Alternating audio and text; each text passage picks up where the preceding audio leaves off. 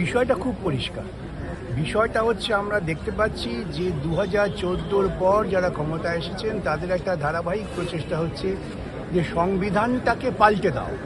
তাদের মাথায় রয়েছে হিন্দু রাষ্ট্র, সেই মাথা থেকেই তারা সাংবিধানিক যে সমস্ত ব্যবস্থাগুলো আছে, সাংবিধানিক যে প্রতিষ্ঠান আছে, সব জায়গায় তারা তাদের একেবারে হিন্দু রাষ্ট্র মতাবলম্বী মানুষকে বসিয়ে দিয়ে ধ্বংস করার চেষ্টা করছেন। আপনারা দেখেছেন নির্বাচন কমিশন যে ভূমিকা নিয়েছেন, গোটা ভারতবর্ষের বুকে 3 কোটির ওপর মানুষের নাম বাদ। এটা কি ছেলে খেলা হচ্ছে? পশ্চিমবঙ্গের মাটিতে প্রায় 35 লক্ষ মানুষের নাম বাদ গিয়েছে, এখনও 27 লক্ষ মানুষ ঘুরে বেড়াচ্ছেন, যে তাদের কী হবে তার ঠিক নেই। মানুষের জীবনের অস্তিত্ব সম্পর্কে একটা ভয় তৈরি করে দেওয়া, এটা এক ধরনের ফ্যাসিবাদী ঝোঁক যেটা এই সরকার লালন পালন করছেন। তার বিরুদ্ধে আমাদের একমাত্র কাজ হচ্ছে সংবিধান এবং সংবিধানকে রক্ষা করা, সাংবিধানিক যে মূল্যবোধ, সাংবিধানিক অধিকার তাকে রক্ষা করা। পশ্চিমবঙ্গের মাটিতে আমরা ইতিপূর্বে কখনো দেখিনি এইরকম এক ধাক্কায় সমস্ত হকার উচ্ছেদ হয়ে যাচ্ছে, সর্ব জায়গা থেকে বস্তিবাসীকে উচ্ছেদ করে দেওয়া হচ্ছে। উদ্দেশ্যটা কী? উদ্দেশ্য হচ্ছে এই সমস্ত পরিকাঠামোগত জায়গাগুলোকে খালি করে নিয়ে আদানির কাছে বিক্রি করে দেওয়া, এটা স্পষ্ট উদ্দেশ্য।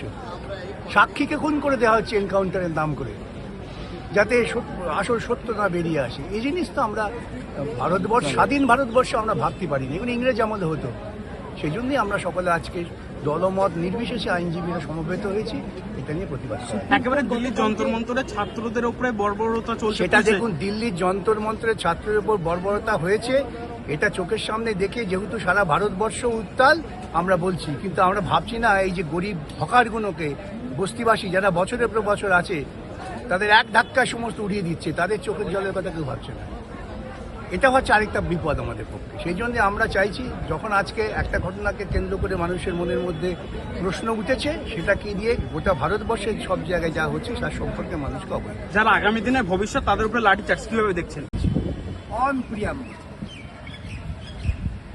we the people of India, having solemnly resolved to constitute India into a sovereign, socialist, secular, democratic republic,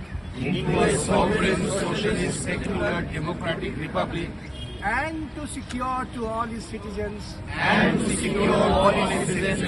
justice, social, economic, and political,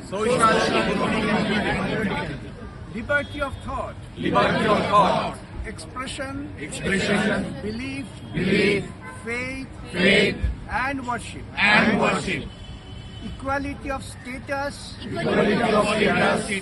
and of opportunity, and to promote among them all fraternity, assuring the dignity of the individual, and the unity and integrity of the nation. This is the preamble.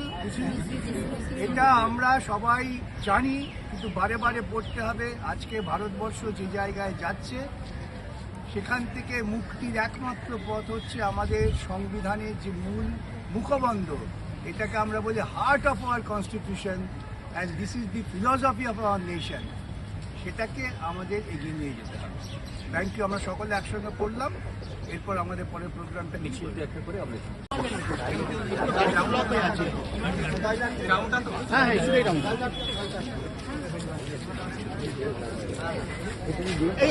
এইটুকুটা বেরিয়ে চলে আসে।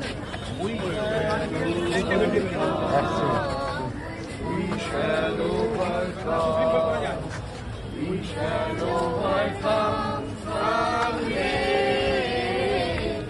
Oh, deep in my heart, I do believe we shall overcome someday. আমরা করব জয়, আমরা করব জয়, আমরা করব জয়, নিশ্চয়। আসুন আসুন, আর কে আসবে?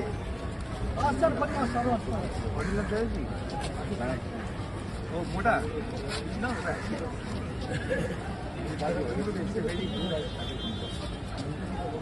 চলে এসো, সুপ্রদীপ, সামনে এসো। আরে, তুমি এসো, এসো, এসো।